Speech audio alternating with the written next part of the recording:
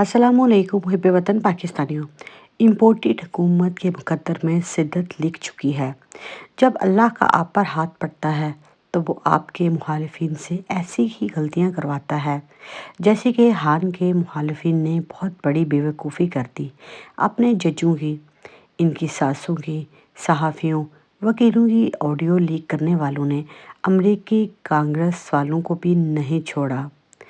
एक call leak होने से आलमी मीडिया में दो बातें तो सच साबित हुई।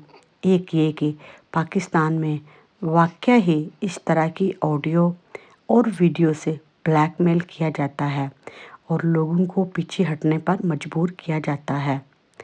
इस तरह तो इमरान खान जो हैं वो पूरी दुनिया को बताने में बिल्कुल कामयाब हो गए हैं कि ये काम पाकिस्तान का एक मुनज़्ज़म इदारा ही करता है और जब किसी को ब्लैकमेल करना हो तो उसको इस तरह की ऑडियो लीक के साथ धमकी दी जाती है।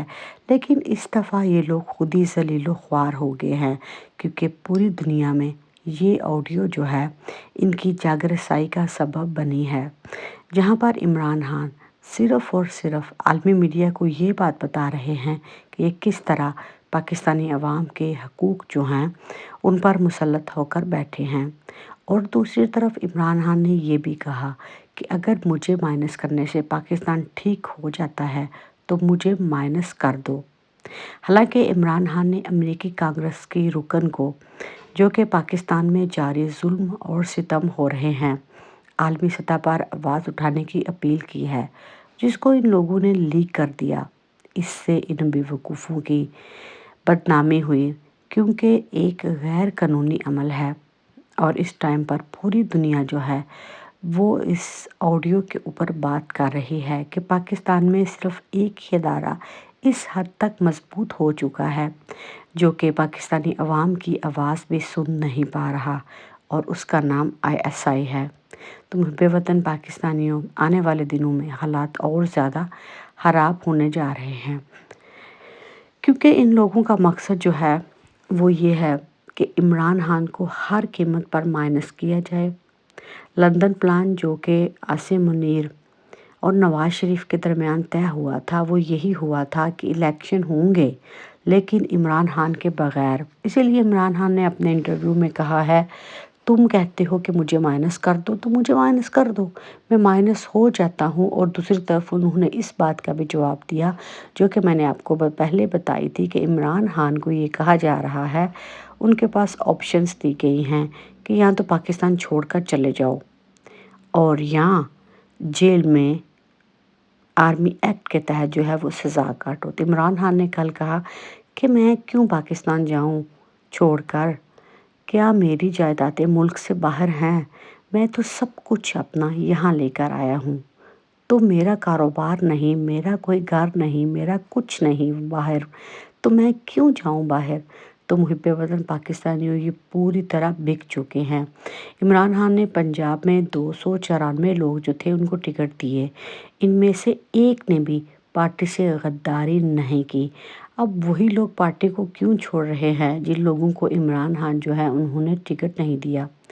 इसके अलावा कोर कमांडर हाउस पर हमले की मजम्मत का शानदार अमली तरीके से जो है वो आसिम मुनीर कर रहे हैं, हर गैरिसन में जा रहे हैं और ये बता रहे हैं कि इनके पीछे इमरान खान है और वो हर तकरीर में इमरान खान को वहाँ पर गालियाँ भी देते हैं। तो इनसे ये पूछना चाहते हैं कि आप इस वाक़े की साफ़ और शफाफ तहकीकात नहीं करवाते। आप वहाँ गला फाड़ फाड़ कर तो ये बता रहे हैं कि ज़िम्मेदारों को आर्मी एक्ट के तहत सज़ा दी जाएगी। आप ये नहीं पूछते कि वहाँ पर सिक्योरिटी कहाँ गायब थी और वो भी कोर कमांडर के हाउस जो है उसमें उस टाइम पर कोई सिक्योरिटी मौजूद ही नहीं थी। सवालिया निशान तो आपकी तरफ भी उठ रहा है क्योंकि इस सारे ड्रामे के पीछे यही बनता है। इसी का मास्टर प्लान था कि पाकिस्तान को तबाह किया जाए। अवाम का वो तबका जिसे फ़ौज से मुतनफ़र ना तो भुट्टो की फांसी कर सकी, ना अल्ताफ़ हुसैन, ना बेनज़ीर, ना नवाज शरीफ की जलावतनी और ना भुट्टो की शहादत, वो तबका आज शदीद मुतनफ़र हो चुका है जिससे आप उसकी कामयाबी के लिए کہا کرتے تھے، اور یہ کام باجوہ اور عاصم منیر نے بڑے ہی پیارے انداز سے کیا ہے۔ اور دیکھ لیجئے کہ پاکستان کی 75 سالہ تاریخ میں اس ادارے کو اتنا نقصان نہیں ہوا جتنا اب ہوا ہے۔ اب یہ رونا پٹنا جو ہے اس بندے نے ڈالا ہوا ہے کہ 9 مئی کے واقعات کے منصوبہ سازوں کے خلاف آرمی ایکٹ کے تحت کارروائی ہوگی۔ آرمی چیف کا کور کمانڈر ہاؤس لاہور میں گیریزن آفیسرز کے ساتھ کیا گیا خطاب۔ تو یہ تو سوال جو ہے وہ بندہ خود ہی اپنے اوپر کھڑے کر رہا ہے کہ تم نے پاکستانی عوام کے اوپر گولیاں چلائی، عورتوں کو اٹھایا، بچوں پر ظلم ڈھائے، لوگوں کو جیل کی سلاخوں کے پیچھے ڈالا۔ وہ پاکستان نہیں ہے۔ اور ایک کور کمانڈر ہاؤس جو کہ جناح ہاؤس تھا پہلے، اب تم لوگ صرف اس کو جناح ہاؤس کے نام سے کیوں پیش کر رہے ہو؟